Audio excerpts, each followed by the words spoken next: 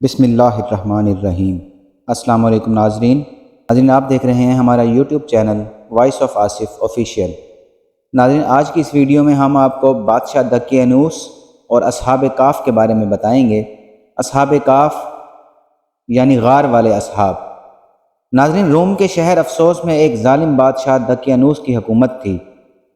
جو شخص بتوں اور پتھروں کی پوجا نہ کرتا وہ اسے قتل کروا دیتا تھا۔ ایک دن ایمان والوں کے قتل کا منظر دیکھنے کے لیے چند نوجوان آئے۔ اللہ نے ان نوجوانوں کی آنکھوں سے پردے ہٹا دیے تو انہوں نے دیکھا کہ جس ایمان والے کو بھی قتل کیا جاتا، فرشتے آسمان سے اترتے اور اس کی روح کو اپنے ساتھ لے جاتے۔ یہ ایمان افسوس منظر دیکھ کر وہ سب نوجوان ایمان لے آئے۔ بادشاہ دقیانوس کو کسی کام سے سفر پر جانا تھا۔ جب بادشاہ دقیانوس سفر پر جانے لگا تو انہیں اصحاب سے کہا کہ میں تمہیں 3 دن کی مہلت دیتا ہوں، میرے واپس آنے تک ایمان سے پھر جاؤ ورنہ تمہیں قتل کر دیا جائے گا۔ تیسرے دن یہ صاحب ایمان نوجوان اپنا کچھ مال لے کر رات کے وقت شہر سے روانہ ہو گئے۔ راستے میں انہیں اپنے خاندان کی بکریاں چرانے والا ایک چرواہا ملا، جسے انہوں نے اپنا تمام ماجرا بتایا اور اسے بھی ایمان کی دعوت دے دی۔ چرواہے نے ایمان قبول کیا اور ان کے ساتھ شامل ہو گیا۔ چرواہے کا رکھوالی کرنے والا کتا بھی ساتھ ہی چل پڑا۔ یہ سب سفر کرتے کرتے صبح کے وقت شہر سے تقریباً 6 میل دور غار میں پہنچے اور کھانا کھا کر سو گئے۔ یہی وجہ ہے کہ انہیں اصحاب کاف یعنی غار والے کہا جاتا ہے۔ بادشاہ دقیانوس کو سفر سے واپسی پر اصحاب کاف کے غار میں پناہ لینے کا پتہ چلا تو اس نے غار کے منہ پر ایک دیوار بنوا دی تاکہ وہ اصحاب کاف بھوک اور پیاس کی وجہ سے یہیں دردناک موت مر جائیں اور یہی غار ان کی قبر بن جائے۔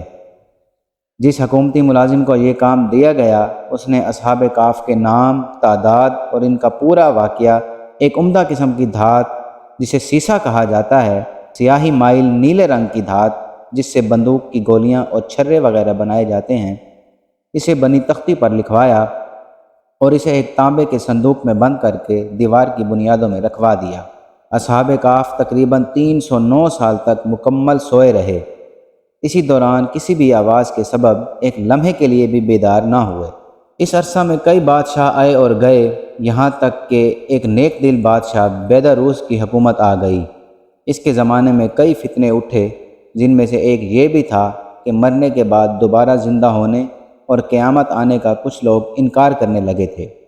بیداروس نے یہ حالت دیکھ کر بارگاہ الہی میں فریاد کی کہ یا رب، کوئی ایسی نشانی ظاہر فرما جس سے لوگوں کو مرنے کے بعد دوبارہ زندہ ہونے اور قیامت آنے کا یقین ہو جائے۔ چنانچہ اللہ تعالیٰ نے بادشاہ کی دعا قبول فرمائی اور ایک چرواہے نے اپنی بکریوں کے آرام کے لیے اس غار کو چنا اور لوگوں کے ساتھ مل کر غار کے منہ پر بنی دیوار کو گرا دیا۔ ناظرین، دیوار گرتے ہی لوگوں پر ایسی ہیبت طاری ہوئی کہ سب وہاں سے بھاگ کھڑے ہوئے۔ دیوار گرنے کے بعد اصحاب کہف بیدار ہوئے۔ حالت ایسی تھی جیسے صرف ایک رات سوئے ہوں۔ چہرے تر و تازہ اور کپڑے بالکل صاف ستھرے تھے، یہاں تک کہ چرواہے کا کتا غار کے کنارے کلائیاں پھیلائے لیٹا رہا۔ اصحاب کہف صبح کے وقت سوئے تھے اور جب اٹھے تو سورج ڈوبنے میں کچھ وقت باقی تھا۔ انہوں نے نماز ادا کی اور اپنے ایک ساتھی یملیخا کو کھانا لانے کے لیے بھیجا۔ یملیخا ایک تندور والے کی دکان پر گیا اور کھانا خریدنے کے لیے دقیانوسی دور کا ایک سکہ دیا۔ صدیوں پرانا سکہ دیکھ کر بازار والے سمجھ گئے کہ ان کے ہاتھ کوئی پرانا خزانہ آ گیا ہے۔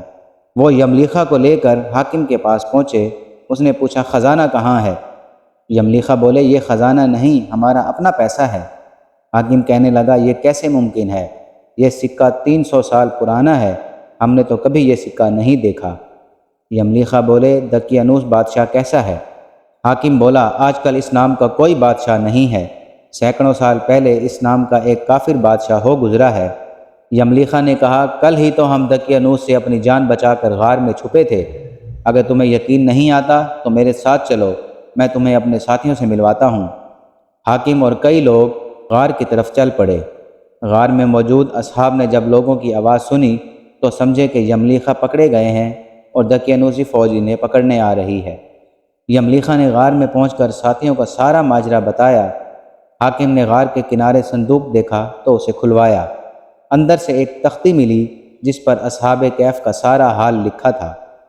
حاکم نے یہ خبر بادشاہ بیداروس تک پہنچائی، وہ بھی آ گیا اور اس نے اصحاب کہف کا حال دیکھ کر سجدہ شکر ادا کیا کہ اللہ عز و جل نے مرنے کے بعد دوبارہ زندہ ہونے اور قیامت کا یقین دلانے کے لیے ہمیں نشانی عطا فرمائی ہے۔ اس کے بعد ناظرین اصحاب کہف غار میں گئے اور وہیں ان کی روح قبض کر لی گئی۔ بیداروس نے لکڑی کے صندوق میں ان کے مبارک جسم رکھوائے، غار کے قریب ایک مسجد تعمیر کرنے کا حکم دیا اور لوگوں کے لیے دن مقرر کر دیا کہ ہر سال عید کی طرح وہاں آیا کریں۔ ایک قول کے مطابق اصحاب کہف کی تعداد 7 تھی، جن کے نام یہ ہیں: مکسل مینا، نمبر 2 یملیخا، نمبر 3 مرتونس، نمبر 4 بینونس، نمبر 5 سارینونس، نمبر 6 زونوانس، نمبر 7 کشفتتنونس، اور کتے کا نام کتمیر تھا۔ ناظرین اس طرح اصحاب کہف کی کہانی ہمیں یاد دلاتی ہے کہ ایمان و استقامت سے تاریک ترین دور پر بھی قابو پایا جا سکتا ہے، اور سچائی صدیاں گزرنے کے باوجود بھی سچائی ہی رہتی ہے، اور جھوٹ اور دھونس زمانے کے گمنام راہوں میں کھو جاتا ہے۔ ناظرین ایک کافر کے مسلمان ہونے کے لیے ایک یہی قصہ ہی کافی ہے۔ آئیے ہم سب عہد کرتے ہیں کہ اللہ کے بتائے ہوئے راستوں پر چلیں گے، اللہ کے احکامات پر عمل کریں گے۔